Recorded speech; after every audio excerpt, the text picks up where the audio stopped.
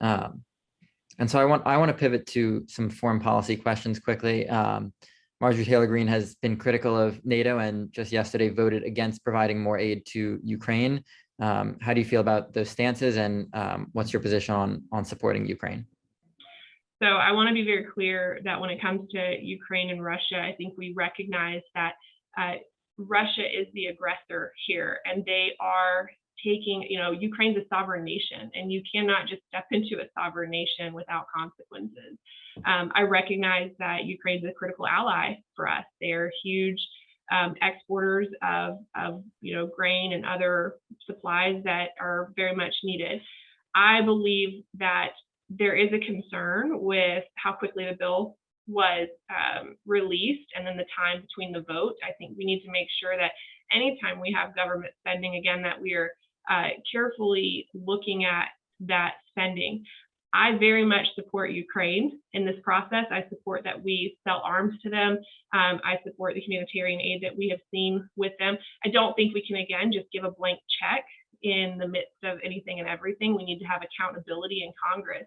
That's where my experience really comes into play, because we can help look at things to make sure that we are being efficient and effective. But it's naive to think what's going on internationally doesn't affect us here at home domestically. Mm-hmm. And another issue that you sort of diverge from your opponent on is Israel. You've received the support of the Republican Jewish Coalition PAC. Have they spoken to you about whether this was related to anti-Semitic comments from your opponent, or whether it has to do with your stance on Israel?